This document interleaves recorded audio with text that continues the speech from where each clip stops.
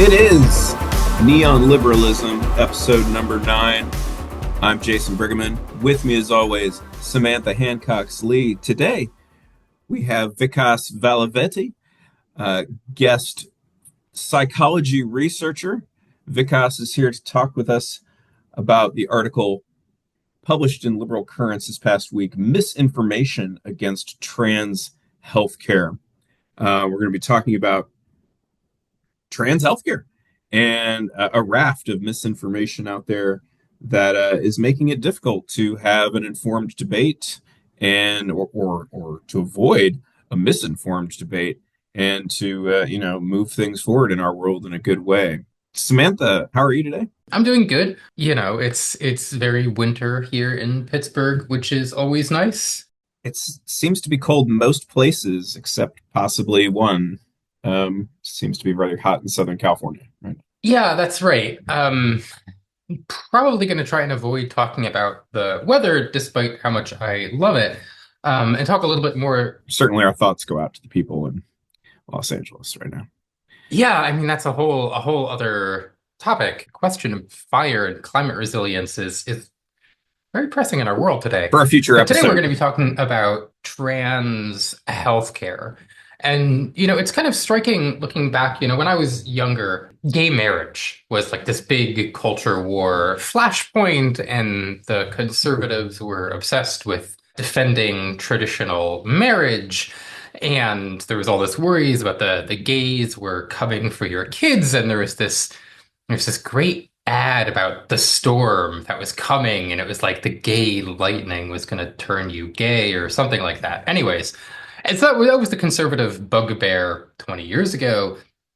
These days, we're seeing a much greater obsession with trans people and especially with trans healthcare, not trans marriage. People don't really talk about trans marriage very much. And there's just so much information, misinformation, controversy, deliberate muddying of the waters about trans healthcare and what it is and what we know about it. So we thought we would have Vigas on the podcast today to talk a little bit about the state of play of trans healthcare and the debates about it. So yeah, Vikas, welcome to Neon Liberalism. And do you want to give us like a brief overview of your paper and the state of things these days? First of all, thanks for having me. Yeah, thanks for coming on.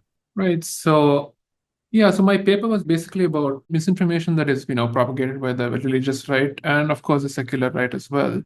And so there is an extreme focus on trans youth and youth transition today. I think that's pretty evident based on some of these attack ads that are being, spread across the US by the Trump administration. So I'm sure this is obviously because it's quite easy to base fear campaigns on the purported safety of children, right? Painting youth transition as something harmful and irreversible has proven to be highly effective in spreading a moral panic. So it's quite similar to trans people in sports, particularly trans women. Focusing on trans youth has been used by bad faith actors as a wedge issue to convince people who would otherwise be LGBT allies into becoming bigots. And as Samantha pointed out, this is kind of reflective of the moral panic that was there in the 1980s, the don't ask, don't tell policy, the gay marriage, those debates, that obsession by the religious right. And of course, the same was evident in the UK, Section 28, but enacted in 1988 by Margaret Thatcher. Yeah, so why don't you tell us a little bit more about youth transition? Because it is, like you say, such a focus of the debate these days, not just trans people generally, but like specifically trans children, youth transition is such a flashpoint. So what is youth transition? What are we talking about here? So youth transition primarily entails social transitioning. It starts with social transitioning prior to time of stage 2 of puberty. So obviously no pre-adolescent child has sex change surgeries or undergoes hormone treatment. As some people have colorfully said, puberty blockers are administered once the child has entered time of stage 2 puberty, which is around 8 to 12 years old. And then cross-sex hormones are commenced, often starting around the age of 15 or 16. So this is basically what, youth transition entails. Yeah, that's right. So we're talking about a series of changes. Social transition just means, people call you by a different name or different pronouns, or you dress differently, but there's no doctor involved in social transition. It doesn't need to be.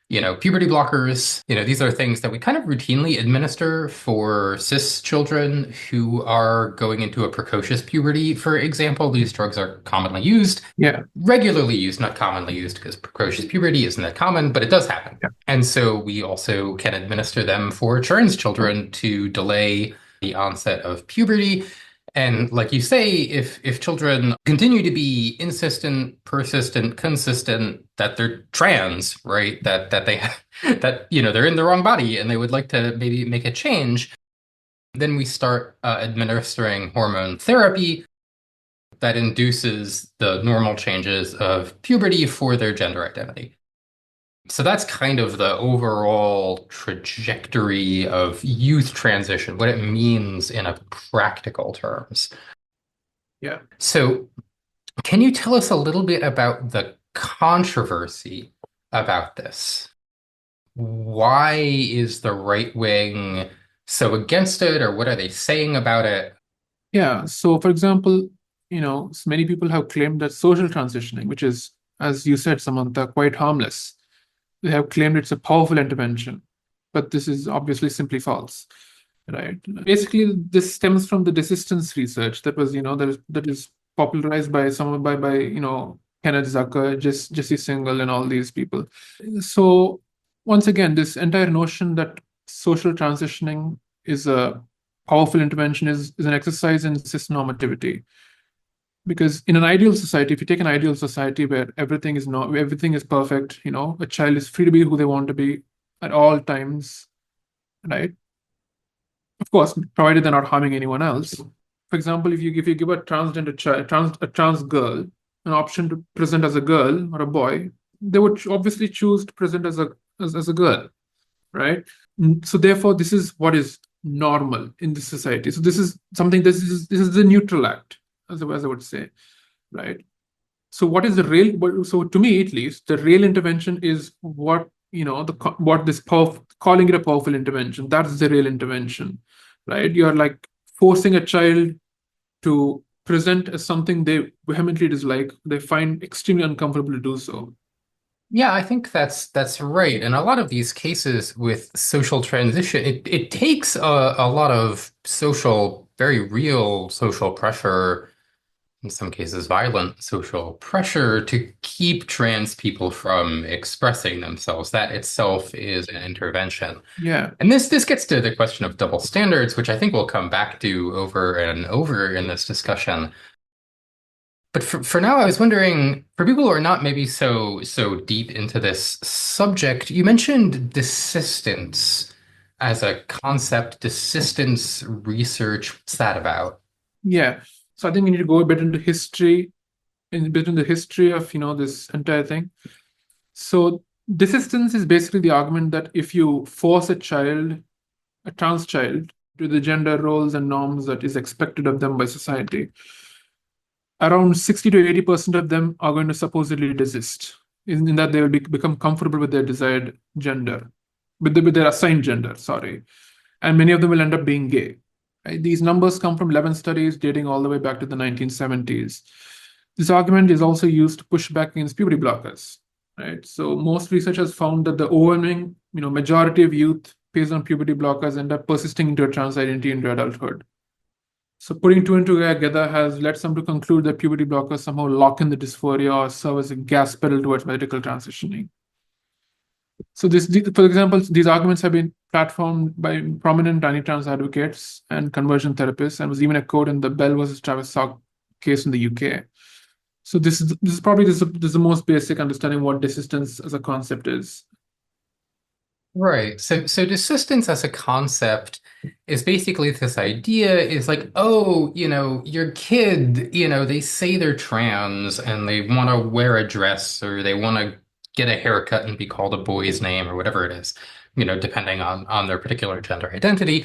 And they say that, but they're gonna grow out of it. They're going to desist from this trans identity. And there's this argument, like you said, that 50 to 80% of children who are supposedly gender. who appear to be trans are going to desist. Yeah. And where do those numbers come from? Yeah, they come from 11 studies dating back, all the way to the 1970s. I think, and that's the thing. Gender dysphoria as a medical diagnosis is actually relatively new, right? It came into existence in 2013 when the DSM, the Diagnostic and Statistical Mental Disorders, a publication by the American Psychiatric Association, was updated from the DSM-4 to the DSM-5. So before the DSM-5, children were diagnosed with a condition called gender identity disorder, GID.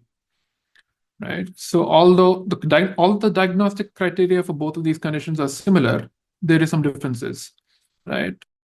Right. So my understanding of the kind of the state of the art or the state of the literature here is that you can get relatively high desistance numbers if you sort of frame your studies in a particular way. Yeah.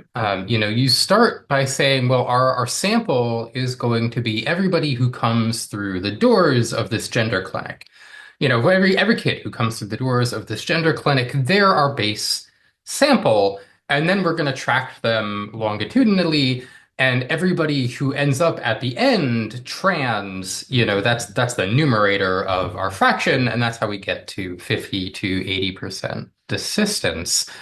And there are a couple of issues with the way these studies are designed. As in any longitudinal study, you lose a bunch of people from the cohort over time. You just lose track of them, right? They stop coming to the clinic and you don't gather any data on them. And, if you're an anti-trans researcher, you say, well, obviously that means that every single one of them desisted, so we're going to include them in that pool. And on the other way that this is kind of flawed research is people come through the doors of gender clinics for all kinds of reasons. Yeah.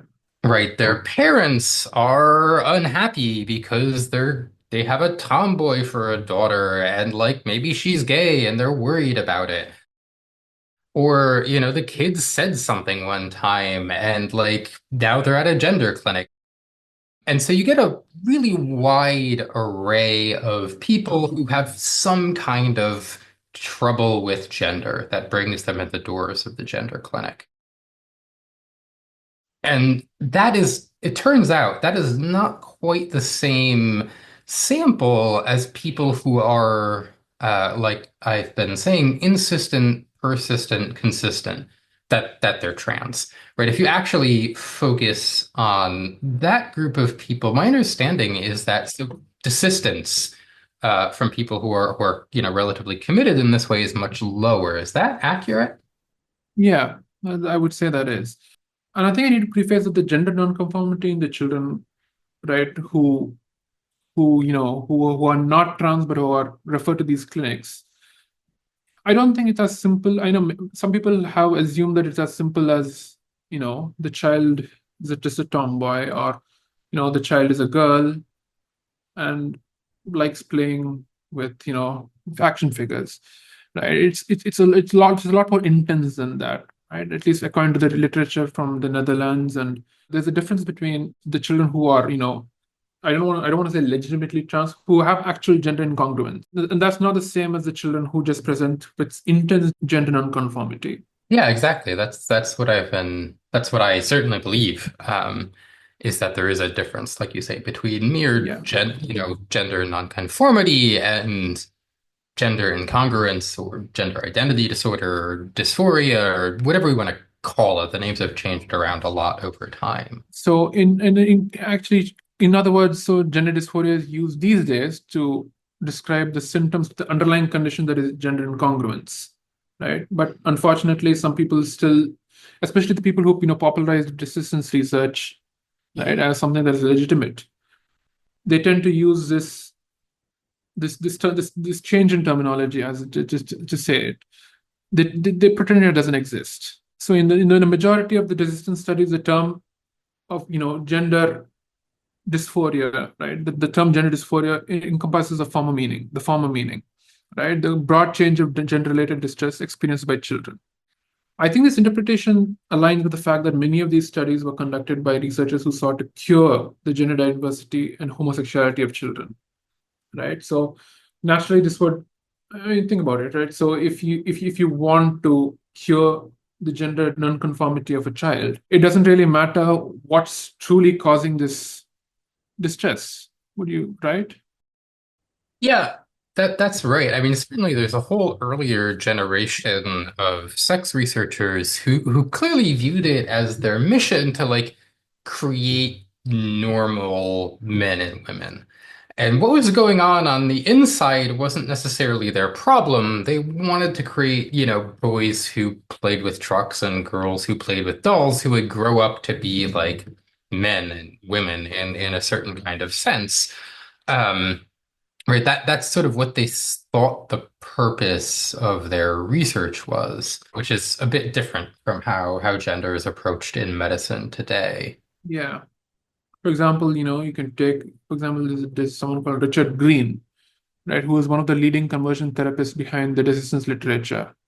Right, he referred to gender non-conforming boys as sissy boys in his work, right? The sissy boy syndrome. I think that's what his book is called, if I'm not mistaken. So I think we need to consider the fact that many of these people were trying to, cure this condition rather than simply, understand what's causing this. So they view it as like a statistical black box. It is just something that is to be corrected, rather than understanding what's happening, to understanding what's going on with the child. It's a very paternalistic way of looking at things, I would say. So, Vikas, in your article, you talk some about the science, like the idea that these treatments, that the process of transition is being assessed and judged as to whether it works, whether it helps people, that sort of thing. And I've done, in my day, I've done some research on the FDA and this sort of idea of using science to, judge medical interventions, right? And when I think about this particular field and I read your article, I'm struck by how these highly motivated people are tackling this and sort of they are, and it's very fraught, obviously. And I just think at a lot of points that motivation and that fraughtness, and I'm talking about these right wing researchers, researchers, quote unquote, right? There are a lot of I want to say finer points, but that's not quite right. There's a lot of wrapping together of different issues into one big issue is kind of what I see here. So to explain what I mean, it's as if they are treating transition as if it is all a unitary medical intervention. And it's like, we're going to assess whether transition works. But transition is not a one specific treatment, right? So if you think about the Food and Drug Administration, right? Like what are they supposed to do? They're supposed to approve or not approve specific drugs for use by the public. So for example, a new drug gets presented to the FDA and there's supposed to be these studies of it, right? And you talk in your paper about the idea of a randomized controlled trial, which, in the public mind is like, that is how this is done. We're going to do a randomized controlled trial, and that's going to provide us the proof of whether this treatment works or not. But what I want to kind of talk about is this idea that transition is not one particular treatment. It's a lot of different things that are done. And when the FDA tries to judge a new product, they have a very limited evidence base to go on before they have to make their decision. They can only go on certain studies that are going to be done inevitably in limited populations, inevitably for a short time.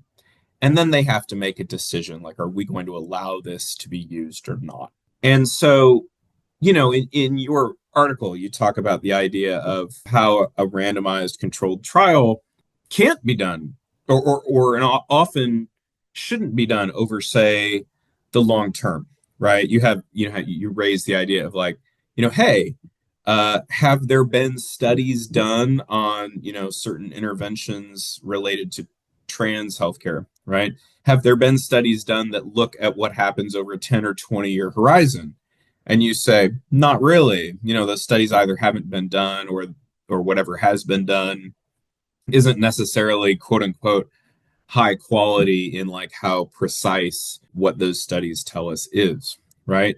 And you're suggesting like the absence of those studies shouldn't be a reason not to use these treatments. And this is, absolutely this every single time the FDA approves a new drug, or not every single time, but virtually every time, they don't do a 20-year study before they approve the drug. Yeah. Instead, they're looking to see generally whether the drug does what it says. I mean, this is what the law says that the FDA is supposed to do, right? The FDA is supposed to judge, its famous phrase, the safety and effectiveness of new drugs. Yeah. And I'll use aspirin as an example just because it's really common, right?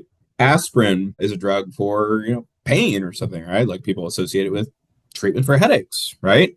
And so for aspirin to be effective, would be that you take it and it says on the label, going to make your pain go away. And we give the aspirin to, say we do a trial of aspirin. We give the aspirin to 200 people and certain percentage, like say their headache went away. And we compare that to what the placebo does. And if the aspirin seems to work better than the placebo, we say the aspirin is effective. It makes your headache go away.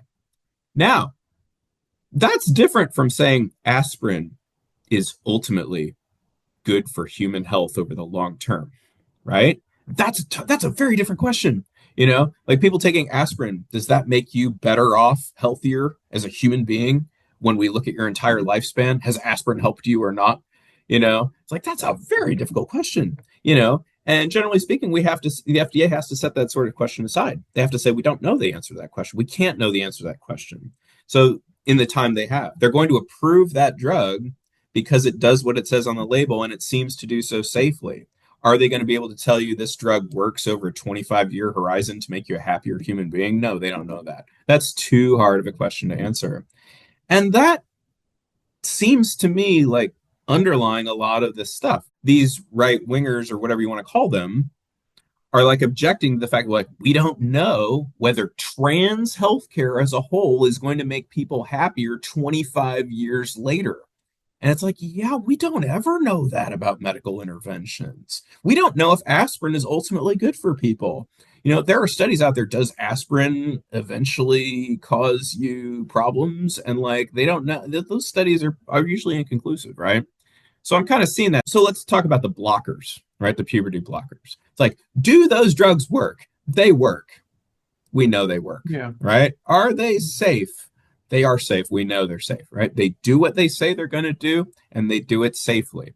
But these people want to broaden it to this other question, like, does giving a child puberty blockers make their life great over a 40-year time horizon? And I'm sorry, but that's a standard that is never used. That's a standard that we do not use to approve medical treatments in this country. Yeah. Yeah, I think certainly there's a lot there to talk about. I want to focus a little bit on this question of randomized controlled trials, RCTs.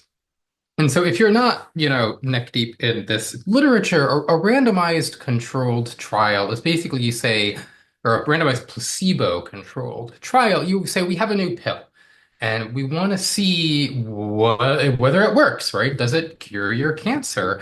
Does it produce the effect? We are going to take a sample of people and we are going to randomly assign them to either the treatment group where they get the real pill or the control group where they get a placebo pill, like a pill that looks exactly the same but just, has nothing inside of it. Right? It's just a sugar pill.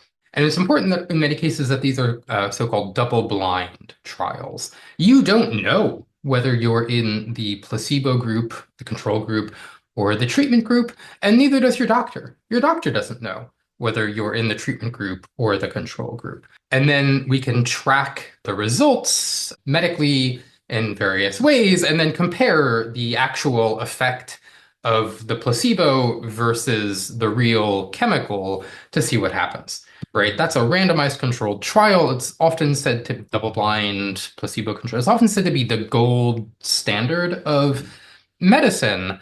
And In important ways, if you can do one, that's great, right? It gives you really high quality data if you do but they're very expensive, right? Among other things. But there are reasons why this is going to be difficult Yes. in the trans case, both ethically and just on a practical level, right? On a practical level, you can't blind these trials for very long because if you give somebody hormone therapy, it will be very obvious to them very quickly whether they are on hormone therapy or not, right? If I prescribed you 150 milligrams of spironolactone and 6 milligrams of estrogen, you would know almost immediately because you'd be up all night peeing. Yeah. That's one of Yeah. the side effects of spironolactone, right?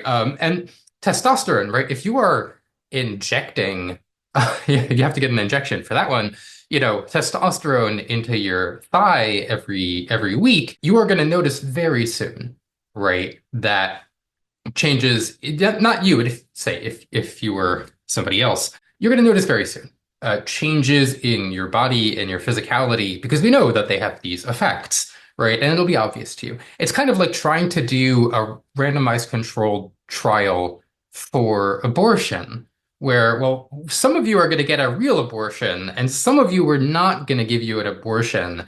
And then we're going to see, and like you can't blind that because you'll know whether you're pregnant very quickly. Samantha, this is really, I mean, this is great. The way you're describing this is great. And it is the same thing as I was talking about, is that we know these drugs work. They are effective. They stop puberty. That's right. And we don't do randomized controlled trials over a 25-year period to assess, like, does it make you happier? Do you know what I mean? Like, what we do is we assess the puberty blocker to see does it block puberty, and it does. And that's why you don't do a randomized controlled trial, right? You just absolutely don't. When the drug works, you don't do it. It's not ethical, right? Like, and I think So that's where there's you're the going. ethical question as well, about whether it's ethical to give people who you know are suffering, right? This is not restricted to trans care, but this is a general problem in medical ethics and medical research, is if you know people are suffering and you do a placebo-controlled trial to them, then functionally you're saying, we're going to deny you medicine. Right. We know you are suffering. We know you are sick. We have something we think works, and we are going to give you something that's fake instead. Yeah. When you know it And so works. recently, for example, there was a major AIDS research study on a new, let me make sure I get this correct, lenacapavir, I believe. Mm. Yes, lenacapavir Mm-hmm. was this new trial of an AIDS medication to see if it could suppress the symptoms of AIDS, prevent the transmission of AIDS. And they had to stop the study because it was too effective. It Mm-hmm. was perfect. It had 100% success rate. Mm-hmm. And so they could no longer, in good conscience, deny lenacapavir to everybody else in the study and also the world. And trans care is a lot like that, right? We know that you're suffering, right? You've presented with severe gender dysphoria. You are extremely clear about what you want from your life and your body. And it's in many ways, it's going to be both practically difficult to like pretend that we're doing something and not do it. And it's also going to be unethical to continue to not treat people. So this is sort of the thing. It's often alleged, oh, trans healthcare isn't real science because it doesn't have randomized controlled trials done on it. But Vikas, I mean, you talked a lot about this in your piece. There are a lot of things that we don't do randomized controlled trials for, but we are still comfortable making medical recommendations on the basis of. Could you talk a little bit more about that? Yeah, right. So I think you covered most of what I plan on saying.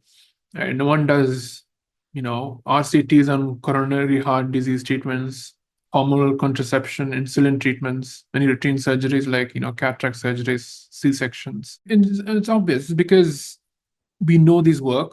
For example, we have done, there's another reason why we do not do an RCT is because, as Jason said, we know we have a strong long history of using this for this purpose, and it has worked.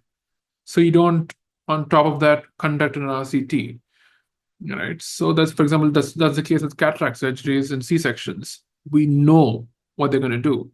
We don't have to have an RCT again, to measure that they're going to do what we know they're going to do.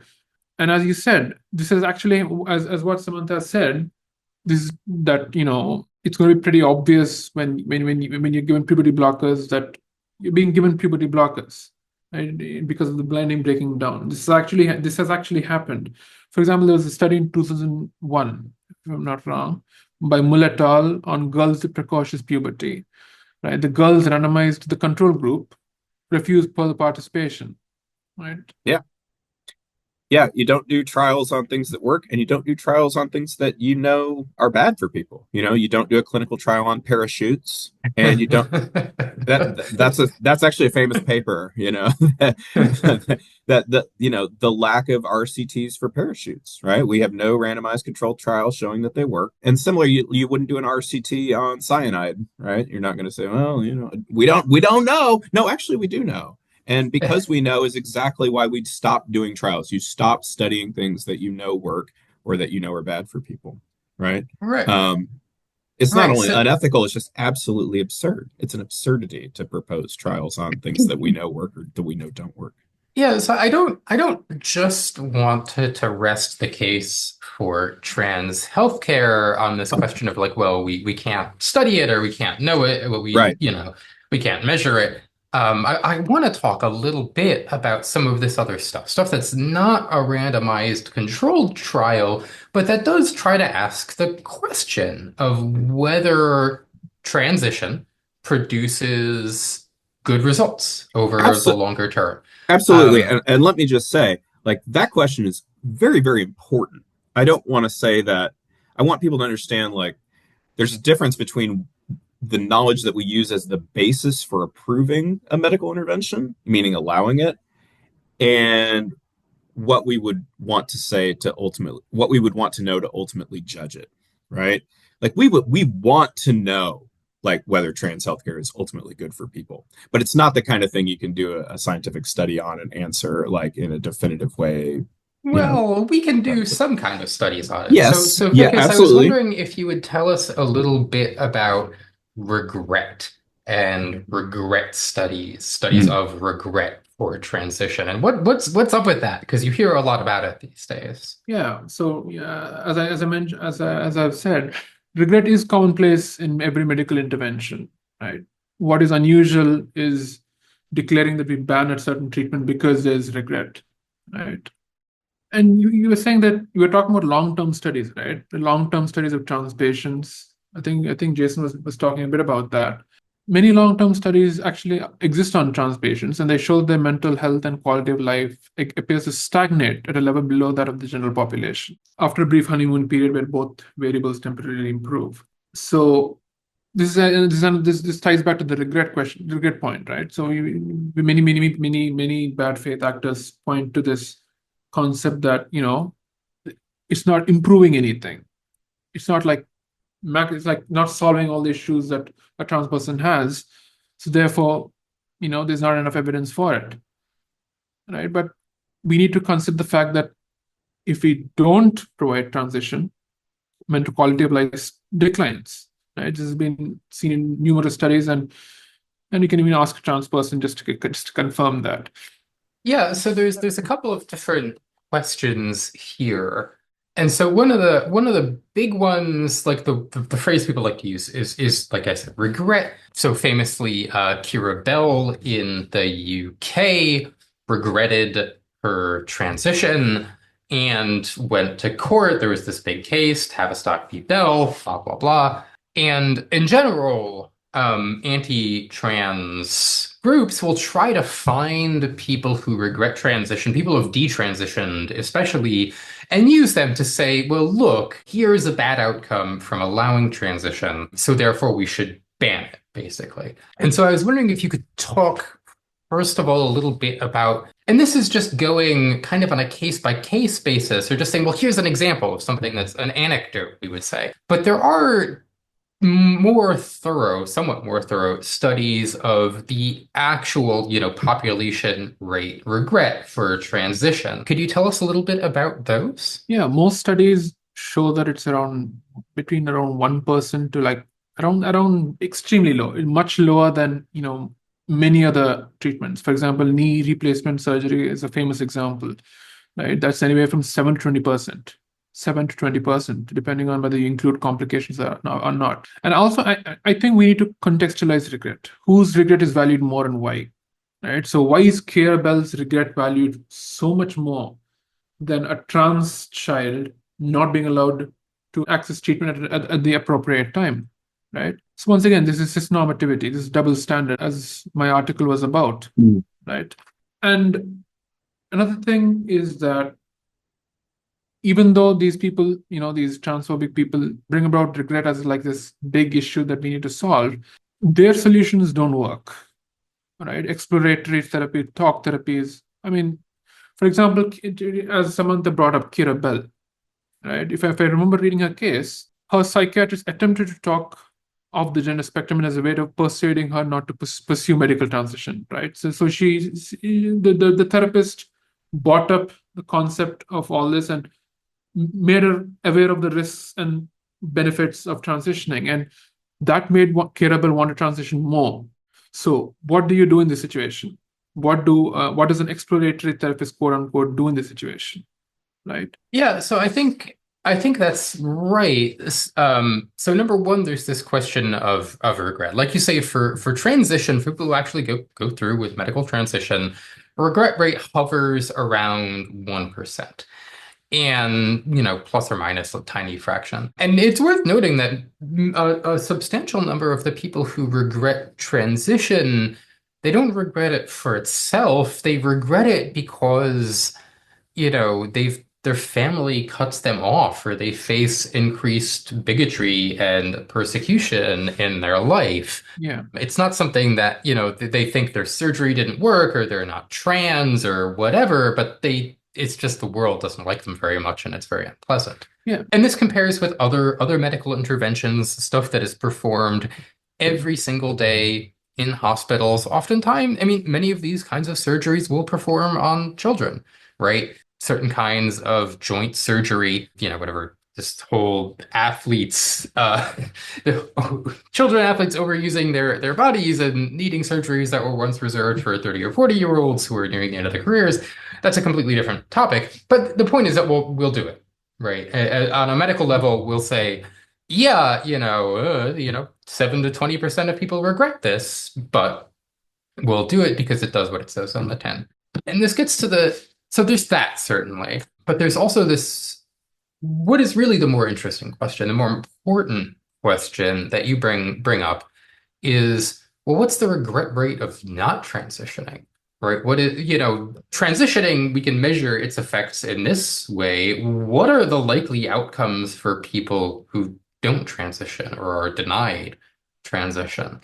And like you say, yeah, trans people, they don't necessarily they're not as happy necessarily as cis people in the general population. Maybe there are reasons for that we live in a transphobic society, perhaps. Yeah. But you compare the overall happiness, the point that we're trying to get at here is you can't really turn a trans person into a cis person, right? You just have the choice between, is this trans person going to transition and achieve one level of happiness, or are we going to deny them transition? And we can measure that that's actually quite bad for you. Yeah. On some very important life outcome indicators. Is that a good summary of the state of things here? Yeah, I would say so. Right. As you said, we do live in a transphobic society, some more than others, right? And trans people being a part of a marginalized community face a myriad of challenges beyond dysphoria alone. So many clinicians who work with trans patients have emphasized, because, for example, the many long-term studies that say that, for example, the Swedish study that is brought up numerous times by transphobes to invalidate transition that study indicates that has it in the notes that things would have been much worse without any, without any treatment. Yeah, I think that's correct. I mean, I can just speak from personal experience, from knowing trans people, that yeah, it's not always a party being a trans person in the world today. There are ways in which the medical transition technologies available to us are imperfect in important ways. But compared to living in the closet, compared to living with gender dysphoria, to waking up every day knowing that you're wrong, that your body is wrong, that the world is like wrong. It's a vast improvement for most people. For the overwhelming majority of people, transition is an enormous improvement in their quality of life. So to kind of move on to the bigger picture here, one thing I'm really interested in this whole debate is the terms of the debate. Right, that we're talking about transition and we're talking about youth transition. And there's kind of an obvious way in which you can say this is motivated by bigotry. But that's not the terms of the debate. The terms of the debate are all scientific, right? We're talking about randomized control trials and double blinding and placebos and blockers. There's all this longitudinal studies and regret rates, blah, blah, all this scientifical terminology that anti-trans groups are using to try and justify their overall position. And I think this speaks to, or you can see certain parallels here with the way other groups in our society have tried to manufacture scientific evidence or the appearance of scientific evidence. So probably if you're listening to this, you're at least somewhat familiar with the extent to which oil companies and fossil fuel companies spent decades, more or less, they knew that climate change was real, right? They knew that the effect of carbon dioxide in the atmosphere was going to be to warm the planet. And they spent decades producing their own scientific research that showed the opposite. Another case that probably you're less familiar with is the case of black lung disease. Black lung disease is caused by an accumulation of coal dust in the lungs. It was a disease that coal miners used to get before we kind of changed around how we mine coal. To some extent, they still get it. And after a certain point, the government establishes, well, yeah, if you got black lung disease on the job, you're entitled to compensation. And the coal companies, obviously, they don't like this very much. And so, well, how do they fight it? Well, they find their pet scientist, a particular doctor, like one guy, in fact, Paul Wheeler at Johns Hopkins University. And Paul Wheeler's job was basically to look at any X-ray of lungs that came across his desk and say, I don't see any black lung here. But it was the existence of this scientific, quote unquote, controversy, the existence of this expert that allowed coal companies to deny black lung compensation to large numbers of workers.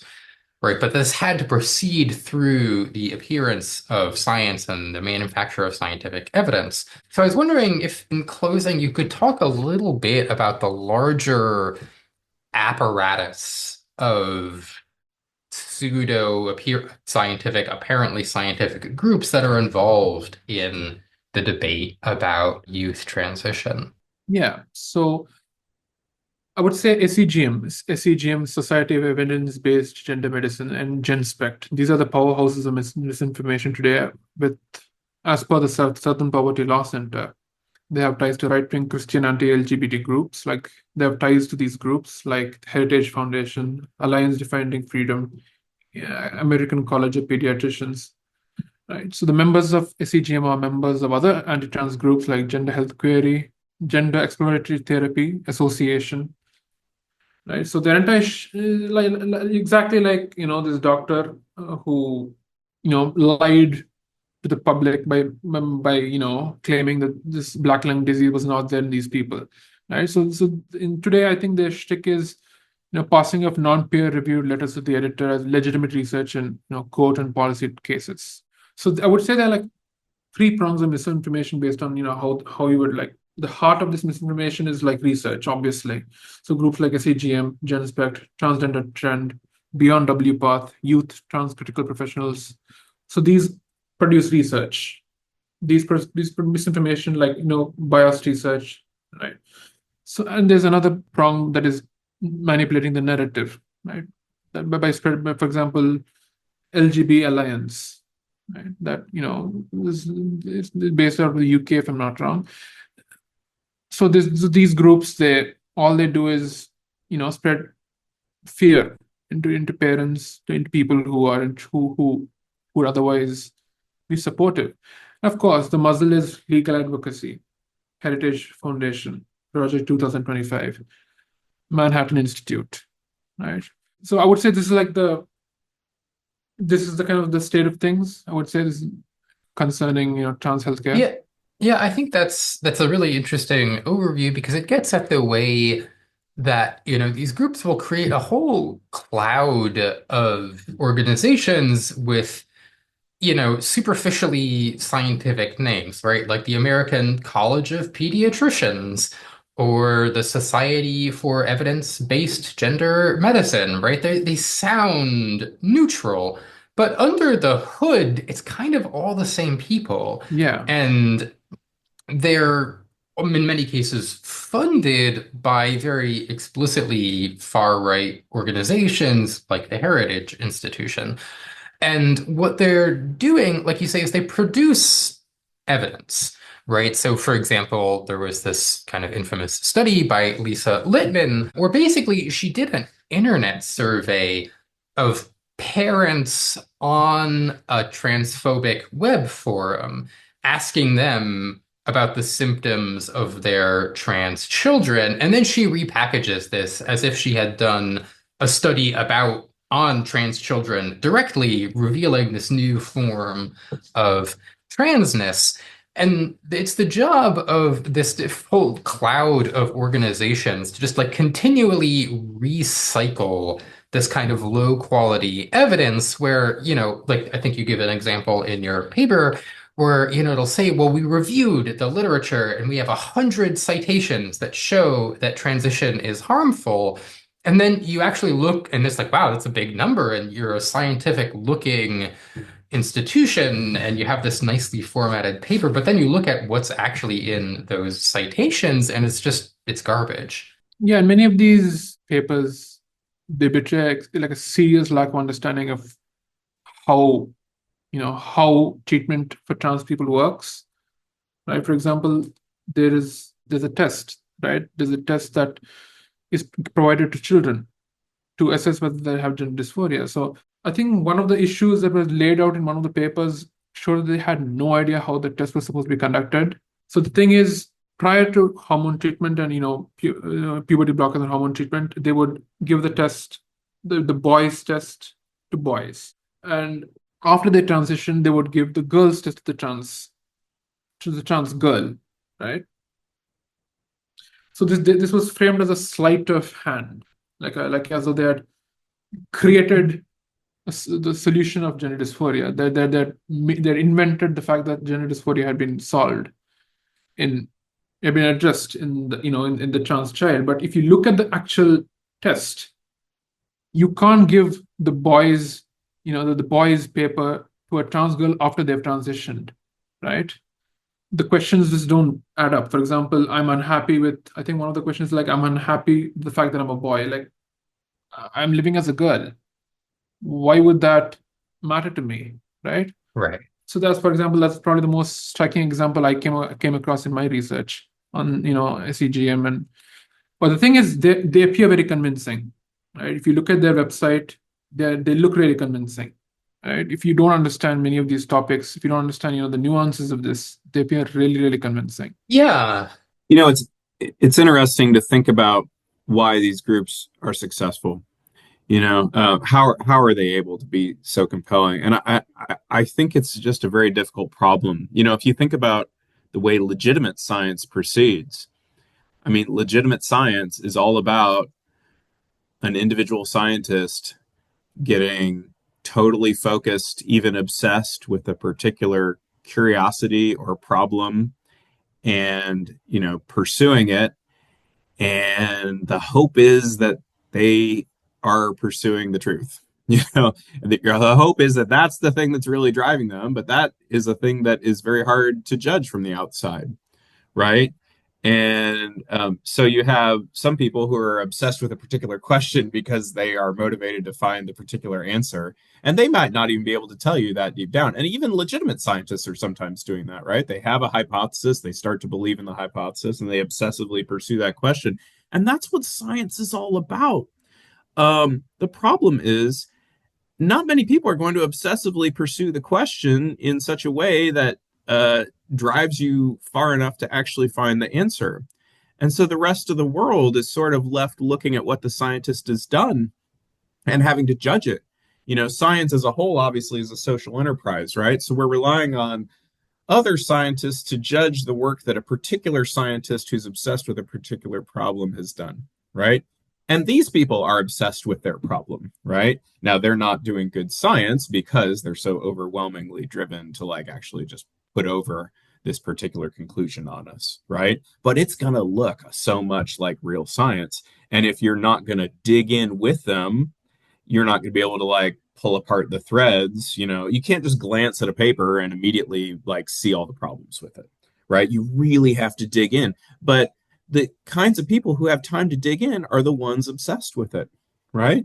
So, there's got to be this, legitimate science is like I said, it's a social enterprise, right? There's this web of trust that extends out from the individual scientist. It's other scientists vouch for them in even in a personal sense, right? And that helps us ultimately trust the findings of individual scientists, is that other scientists are vouching for them, but they're not vouching for the science as it is, because you would have to do the work yourself to know that the work was totally good. And that's the province of the individual scientists. They are the one who did the work. And the rest of us have to judge them on other things.